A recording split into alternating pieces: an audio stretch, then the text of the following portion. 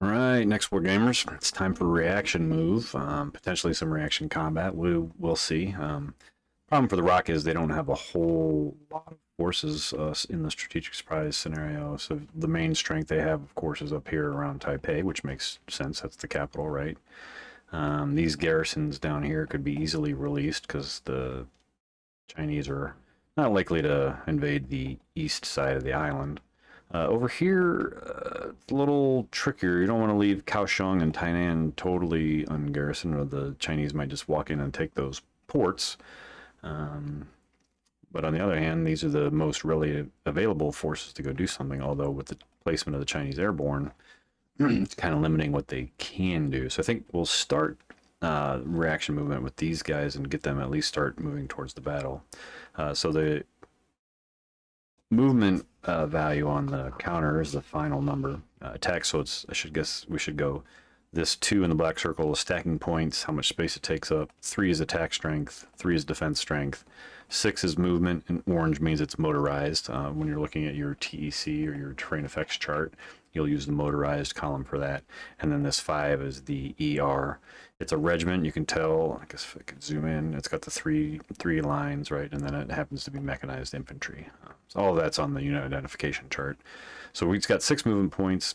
This type of road is what's called a primary road. This is highway. And is there a secondary road on this end? Yeah, this little dotted dashed thing here is a secondary road. And again, you will use that on the terrain effects chart to determine how far you can move. Primary road for motorized is a half, and normal weather or clear weather is a half per movement point. So we're going to go here for 1. So that's 1 or half 1. You don't pay for the river because you're on the road. 2, 3. I think we'll go up this way for 4. Let's start trying to maneuver around to the side. So for 5 and 6, and we'll get to there. I think. I'm not sure it makes any sense to try to cross over here. They'd have to stop entering a Zoc. That one brigade is not going to do much against the beachhead, at least not without some more support. So maybe we'll pause that guy there. The other option is to roll the armor in the HQ a little closer. So the HQ is not going to be able to do much because he's already lost his support missions because of the strikes, but at least he could be in a position to potentially assist. And that urban terrain isn't bad. However, if we look at the... Oh, no, I forgot we removed the strike marker. So he could move. So this highway is for leg half, and it's leg because you can tell because it's this black. So he's going to take all of his markers with him. He's going to go 1, 2, 3, and end up here. Put this combat unit on top. So I want him in the urban terrain because that's the best defensive terrain, and also from a strike standpoint, it's a little harder to hit him. I think we might leave the 99th Marines here to guard the port and maybe move the armor up. So in movement within urban is going to be half. And then we'll go, these are a third technically. He's not going very far, so we could just count that as a half and call it 1. And then 1, 2, 3 is 2. And then he'll go here for 3. Don't know that I'm going to attack across the river, but the option exists. And then we'll drop this guy down in here to protect that port. So rolling over here, let's get this guy going. He's going to go 1. Again, remember it's half 1, 1.5, 2, 2.5, 3. Now he's on the highway. So 1/3, 2/3, 3/3 for 4. He's going to go here for 4 1/3, and he'll stop because that's a Zoc. These guys are going to maneuver down for half, 1, 1.5, and pay another 1 to enter the Zoc. He paid another 1 to enter the Zoc, but of course he's had 6 movement points, so he has plenty to get there. The HQ is actually just going to back up because I don't want to be adjacent to an enemy unit. And then this armor will move across. I think we're probably going to attack here, but notice that definitely constrained any of these guys from getting, well, he wouldn't have gone too much farther, but both of these units could have run up here and maybe done something, although it's unlikely. The Chinese just simply do not have that much combat power. Over here, we're going to get these Marines moving for sure. So we're going to go half, 1, and now we're on that good road. So that's 1, 2, 3. Oops, a little bit too far. 2, 3 is 4. 2, 3 is 5, and he's gonna end up here. Oh no, he can't because that's 5. He has to spend 1 to get to the Zoc. There's no Zoc into this hex, so he will go here. No Zoc into Urban. If you look on the TEC, it's got the little no Zoc symbol that's into that hex, not out of. So they could pump up that combat power. Now the question is, technically this could be a feint. I don't recall the PRC got their extra beachhead. They did not pay for the extra beachhead, but that does not mean they couldn't do a lightning raid into Taipei with some airborne / air mobile troops. So we don't want to completely denude the defenses. I think we will send the 2 fast movers. We'll maybe leave the bigger armored brigade home to help in the defense and send everybody else off. So this guy's going to go 1, 2, 1. 2, 2, 1, 2, 3, 2, 4, 1, 2, 5, 6 for the Zoc. This guy is going to go 1/3, 2/3. That's going to be 3/3 for 1, and then a half to move from here to here.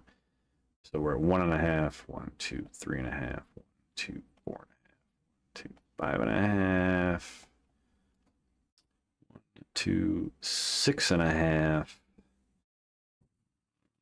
1, that'd be 2.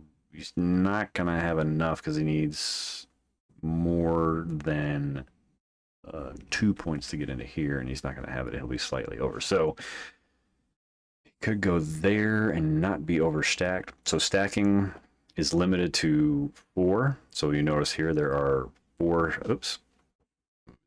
stacking points in that hex, and that is okay before you start taking penalties. I think that's it for everybody moving up. This guy's going to fall back into Taipei to help protect the actual city itself. That's going to be it for movement. So we will go ahead and go to reaction combat. I think we will do this. This is looking pretty good. The Chinese have no naval support. The ROC will send the Apaches in.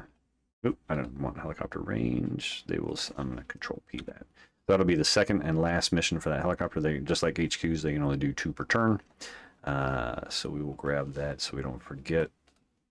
Flip that to its 2 side.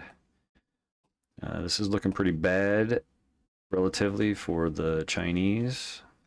And I forgot to put a pending control marker, even though it looks funny because they're in the middle of nowhere, but technically if they stay in that hex, they will end up controlling it.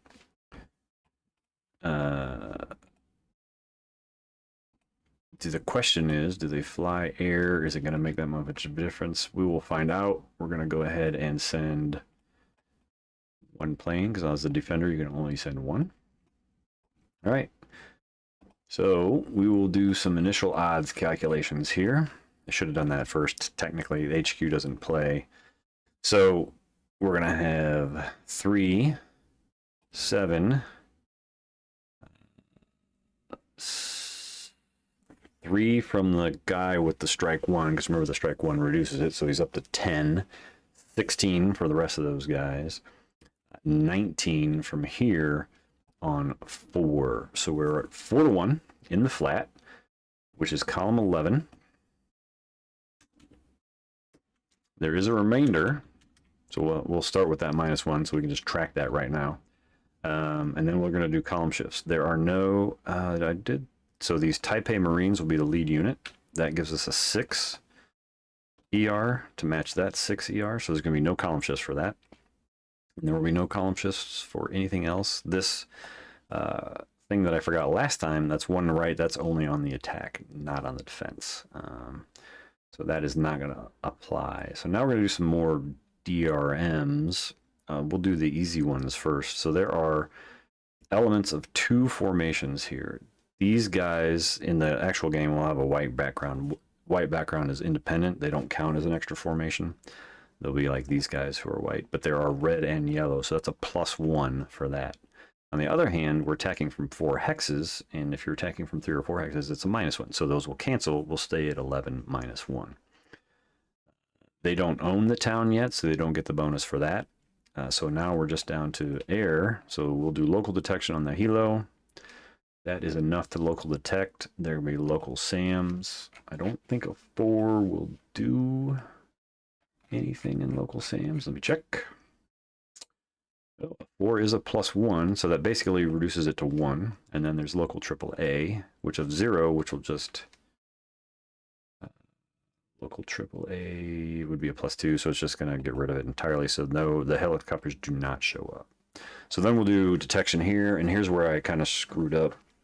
The HQ. Oh no, the HQ is still within. I was looking at where the air unit is. The HQ is still within 2 hexes of the defender's hex, so they're going to get the -1 for that. They do detect it, so now we do SAMs of 5. I think are we at? Yep. SAMs of 5 with a -1. That 3 becomes a 2, which is an abort, so he aborts and does not bring anything to the party. So we end up no changes on the diral modifiers. So it's going to be on the 11 -1 column. 11 column with a -1. That's a really good roll. We have a 1. It is a 2. So that airborne unit just got eliminated. We can get rid of this marker because they're not going to end up owning that. And that will give the rock to VP. Now, it did slow, obviously, the rock down in this turn, or this reaction phase. So they're, again, they did their job, but they got decimated for doing it.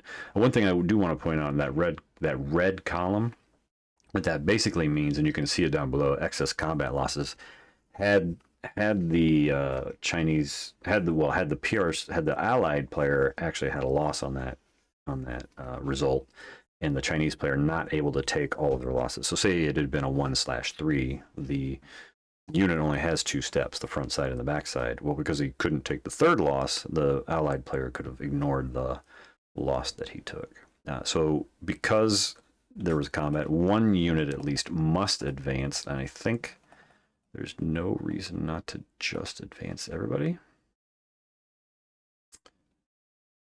And that is it for reaction combat. The next stage is second strike, and that will be basically a repeat of the first strike, which will take a while. So we're going to stop here, and I will see you all next time.